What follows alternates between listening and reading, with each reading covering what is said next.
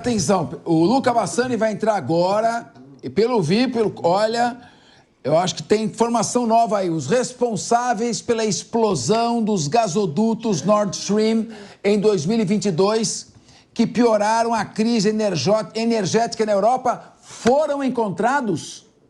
Uau, tô curiosíssimo. Na época, a Rússia culpou os Estados Unidos, o Reino Unido e a Ucrânia pela explosão. E, pelo jeito, eles acertaram, né? O Luca Bassani, nosso correspondente de assuntos internacionais, vai trazer mais detalhes. Luca, eu só não entendi uma coisa. Eu quero que você explicasse os gasodutos Nord Stream para o nosso telespectador. Mas eu não entendi uma coisa. O principal prejudicado país foi a Alemanha, porque a Alemanha que importava o gás direto da Rússia mais barato. Agora ela está importando o mesmo gás que vem por navio passando pela Índia e também dos Estados Unidos. Esse Olaf Scholz, o que é? Ele é contra o próprio país? Explica tudo, porque isso é importante, é muito importante o nosso telespectador ouvir. Bem-vindo, Luca Bassani. Você deve estar em Moscou, onde são agora 19 horas e 28 minutos.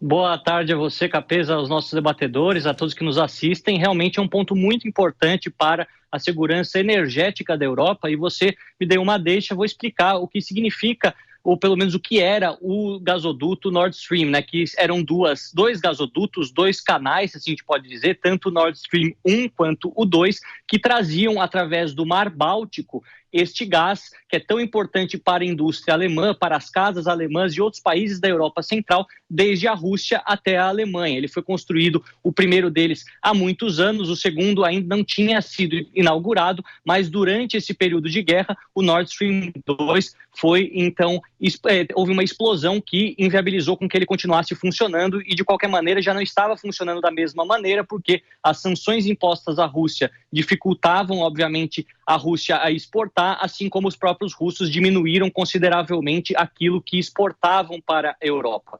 Durante muito tempo ficou essa troca de acusações. O Ocidente falando que foi a Rússia que auto-sabotou o próprio gasoduto, depois a Rússia, naquela entrevista fatídica entre Vladimir Putin e Tucker Carlson dos Estados Unidos, culpou os americanos, e agora as investigações apontam que foi um sabotador ucraniano, ele que é chamado de Volodymyr Z, não foi revelado o seu sobrenome, e que teria entrado na Alemanha, utilizado-se dessa proximidade com todas as estruturas, com outras pessoas, para sabotar esse sistema, causar a explosão, e depois até fugiu para a Polônia e retornou à Ucrânia, não conseguindo ser apreendido pela polícia europeia. Lembrando que tanto a Polônia quanto a Alemanha fazem parte do espaço Schengen, então não havia um controle fronteiriço ali para poder prender esse responsável, mas tudo indica que o presidente Zelensky aprovou esses planos como uma maneira de pressionar os europeus a ajudar cada vez mais a Ucrânia e sancionar cada vez mais a Rússia, não tendo mais a possibilidade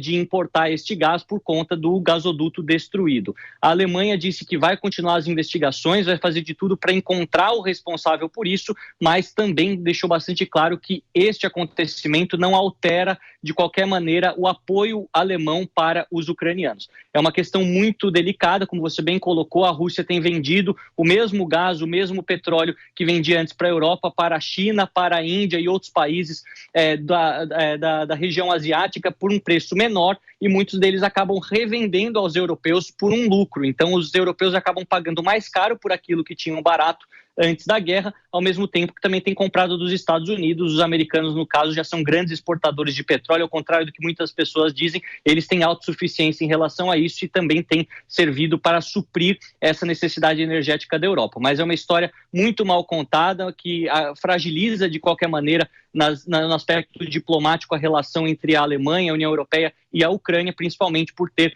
fortes indícios da presença direta do presidente na tomada dessa decisão, que tudo indica não pensou nos interesses europeus. Afinal, a Europa só consegue continuar ajudando a Ucrânia financeiramente, ideologicamente, militarmente, se ela vai bem, se a indústria alemã, indústria francesa, espanhola, polonesa vai bem, continuam prosperando, a ponto do dinheiro desses impostos e a riqueza produzida nesses países poder ser reenviada à Ucrânia. Mas a gente vê que, pelos acontecimentos dos últimos dias, Zelensky tem sido bastante ousado até na sua incursão na Rússia e parece não estar pensando muito nos seus aliados nesse momento. Luca Bassani, só para eu entender, esse é um gasoduto que vai lá sair da Rússia, passa pelo Mar Báltico, chega até a Alemanha e graças a ele a Europa depende muito, sobretudo a Europa Ocidental, do gás russo. Tem uma crise energética enorme. As empresas da Alemanha estão sofrendo muito com isso, uma crise econômica enorme, queda no crescimento do PIB, por causa que o gás está mais caro agora. Ele é da Rússia ainda, mas passa pela Índia e vai por navio e também vem dos Estados Unidos. Mas eu quero te perguntar uma coisa. Como é que um ucraniano e a própria Ucrânia, com uma tecnologia atrasada, conseguiria destruir, provocar uma cratera de 50 metros no gasoduto, que está a uma profundidade de 80 metros, sem o apoio da Noruega, Estados Unidos e Reino Unido? Ninguém questionou isso, porque me parece muito fácil jogar numa pessoa só. Que o Zelensky está envolvido parece claro, mas queria que você explicasse a dificuldade tecnológica para uma ação terrorista, porque é uma ação terrorista como essa.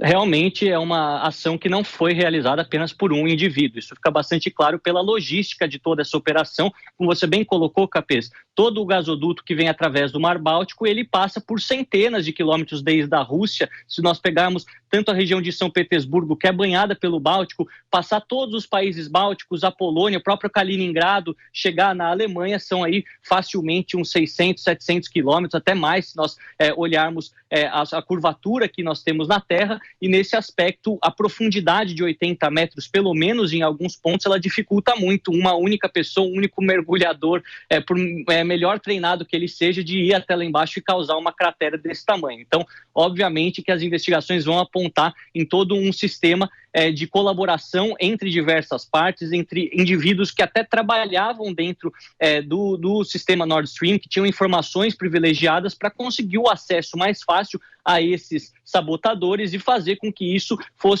essa fosse uma operação bem sucedida. Afinal, a gente está falando aí em águas profundas, falando de uma situação extremamente difícil, e a chance de dar errado também era grande e acabou dando certo. Então mostra que é tudo muito minucioso, muito preciso da maneira como foi calculada, e obviamente que outros nomes aparecerão, evidentemente outros cidadãos de outras nações, eventualmente Polônia, Noruega, até falam da Suécia, que não estava naquele momento na OTAN, então poderia ter até ajudado. Há muitos rumores, aqui a gente preza pelo jornalismo sério, pelas informações concretas. O que nos foi passado até esse momento pela investigação conduzida na Alemanha é que é um indivíduo de nacionalidade ucraniana com o nome Volodymyr Z.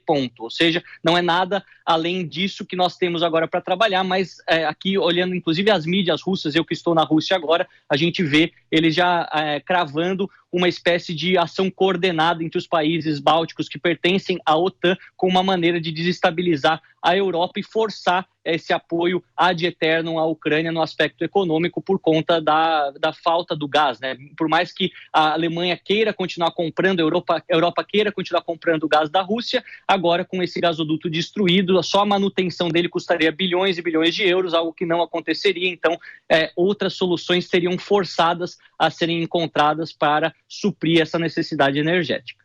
Luke, lembrando que o Joe Biden afirmou que os Estados Unidos tinha plenas capacidades operacionais de realizar esse atentado.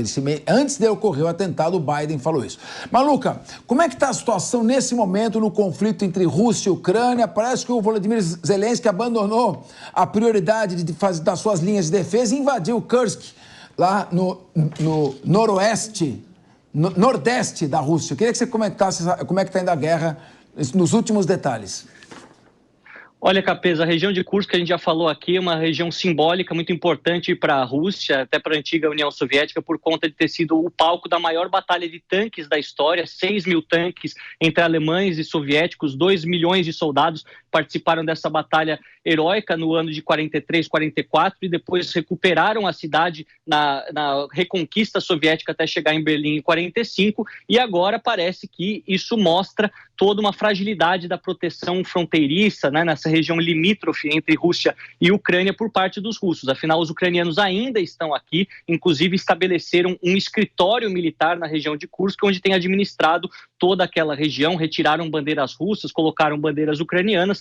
O presidente Zelensky e os seus ministros dizem que não tem a intenção de anexar essas regiões, porque eles respeitam as fronteiras estabelecidas internacionalmente, mas querem utilizar desta posição privilegiada agora dentro do território russo para melhorar o seu poder de negociação, uma vez que Putin decida retomar as conversas diplomáticas, além, é claro, de criar uma zona neutra, aquilo que nós chamamos no jargão militar de buffer zone, entre a região da Rússia e da Ucrânia, para facilitar a troca de prisioneiros, corredores humanitários, entre tantas outras coisas. Os russos aqui passam a versão que estariam já repelindo essa presença ucraniana, os empurrando para longe, mas admitem que precisam de mais alguns dias, talvez mais algumas semanas, para livrá-los completamente da possessão desse território. Ao mesmo tempo, o presidente Zelensky também tem a estratégia de, estando dentro da Rússia, atrair os russos que estão combatendo na Ucrânia de volta para a Rússia para proteger o seu próprio território, que daria para ele a possibilidade de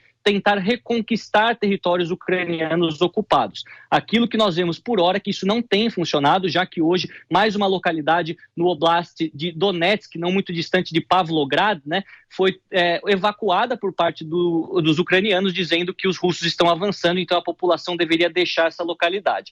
Não sabemos ao certo quanto tempo essa ocupação ucraniana vai durar aqui na Rússia, mas o fato é que foi uma questão que foi tratada como uma surpresa, ganhou o respeito das potências ocidentais, porque a maior invasão no território russo desde a Segunda Guerra Mundial, além, é claro, de elevar a moral das tropas ucranianas. Depois de 2 anos de derrotas após derrotas, agora se sentem mais fortalecidos e mostram que talvez a Rússia não seja completamente invencível, já que as suas fronteiras estavam tão mal guardadas que apenas 1.000 soldados conseguiram fazer uma incursão desse tamanho, controlando quase 800 quilômetros quadrados.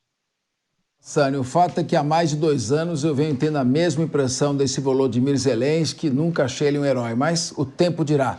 Muito obrigado por mais uma participação tão importante sua do melhor correspondente internacional da televisão brasileira, Luca Bassani.